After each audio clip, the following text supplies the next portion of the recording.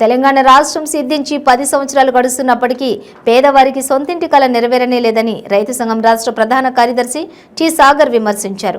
అర్హులైన వారికి అందరికీ 2 పడకల గదులు ఇళ్లు నిర్మించి ఇవ్వాలని డిమాండ్ చేస్తూ సోమవారం రోజు ప్రజా సంఘాల పోరాట వేదిక ఆధ్వర్యంలో నారాయణపేట జిల్లా కేంద్రంలో కలెక్టరేట్ ముందు జరిగిన ధర్నాకు ముఖ్య వక్తగా రైతు సంఘం రాష్ట్ర కార్యదర్శి టి సాగర్ హాజరే ప్రసంగించారు.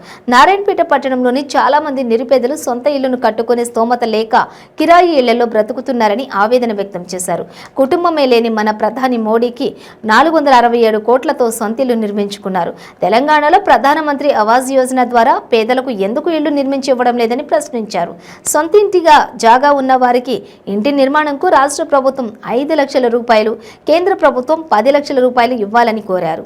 ప్రజా సంఘాల పోరాట వేదిక ఆధ్వర్యంలో ఇళ్ల స్థలాలు, డబుల్ బెడ్రూమ్ల ఇళ్ల సాధనకై రాష్ట్ర వ్యాప్తంగా జిల్లా కలెక్టర్ కార్యాలయాల ముందు మహాధర్నాల కార్యక్రమానికి పిలుపుకోవడం జరిగింది. అందులో భాగంగానే నారాయణపేట జిల్లా కలెక్టర్ కార్యాలయం దగ్గర మహాధర్నా కార్యక్రమం జరిగింది. ఈరోజు తెలంగాణ ప్రభుత్వం ఎన్నికల్లో మేనిఫెస్టోలో పెట్టి హామీ ఇచ్చింది. పేదలందరికీ 125 గజాలలో డబుల్ బెడ్రూమ్ ఇళ్లు కట్టిస్తానని చెప్పింది. కానీ రెండోసారి అధికారంలోకి కూడా వచ్చారు. ఈరోజు మళ్ళీ ఎన్నికలు కూడా వస్తున్నాయి. 9.5 సంవత్సరాలు పూర్తయినాయి. ఇప్పటికి కూడా కేవలం 3 లక్షల ఇళ్లు మాత్రమే రాష్ట్ర వ్యాప్తంగా నిర్మాణం చేశారు. అర్హులైనటువంటి పేదలు తెలంగాణ రాష్ట్ర వ్యాప్తంగా 30 లక్షల మంది ఉన్నారని సమగ్ర కుటుంబ సర్వేనే తేల్చింది. కానీ అనేక జిల్లాలో డబుల్ బెడ్రూమ్ల ఇళ్ల నిర్మాణం పూర్తి కాలేదు. కొన్ని జిల్లాలో అసలు చేపట్టనే లేదు. నారాయణపేట లాంటి జిల్లాలో ఒక్క డబుల్ బెడ్రూమ్ ఇల్లు కూడా నిర్మాణమైనటువంటి పరిస్థితి లేదు. అందుకనే అర్హులైనటువంటి పేదలందరికీ డబుల్ బెడ్రూమ్ ఇళ్లు నిర్మాణం చేసి ఇవ్వాలని చెప్పి మొదటి డిమాండ్. రెండవది, ఇప్పటిదాకా కాలేదు.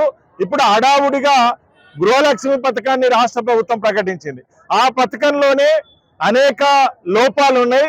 అర్హులైనటువంటి పేదలకు ఆ పథకం వర్తించే విధంగా లేదు. కాబట్టి ఆ పథకం యొక్క నిబంధనలన్నింటినీ మార్చాలి. ఎవరైతే పేదలు గుడిసెలేసుకొని ప్రభుత్వ స్థలాల్లో ఉన్నారో వాళ్ళందరికీ పట్టా ఇవ్వాలి. అక్కడే గృహ నిర్మాణానికి ఈ పథకాన్ని వర్తింపజేయాలి.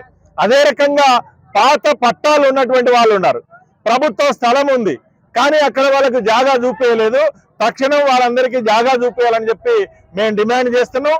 అదేవిధంగా ఇప్పుడు గృహ నిర్మాణానికి ఇప్పుడు నిర్మాణమైనటువంటి డబుల్ బెడ్రూమ్ ఇళ్లకు కూడా ఒక్కో ఇంటికి 8 లక్షల రూపాయల దాకా ఖర్చు అయింది. ప్రభుత్వ లెక్కలే అవి చెప్తా ఉన్నాయి. ఇప్పుడు 3 లక్షలతో ఎక్కడ కూడా ఇల్లు నిర్మాణం అయ్యేటువంటి అవకాశం లేదు. కాబట్టి తెలంగాణ రాష్ట్ర ప్రభుత్వం 5 లక్షలు ఇవ్వాలి. అదే రకంగా కేంద్ర ప్రభుత్వం 10 లక్షలు ప్రధానమంత్రి ఆవాస్ యోజన పథకం ద్వారా 10 లక్షల రూపాయలు ఇవ్వాలి.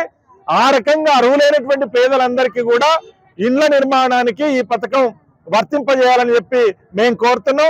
ప్రభుత్వం తక్షణం ఈ కార్యక్రమాన్ని చేపట్టకుండా గనక ఎన్నికలకు వెళ్తే తగిన గుణపాఠాన్ని చెప్పడానికి ప్రజలందరూ సన్నద్ధమవుతారు.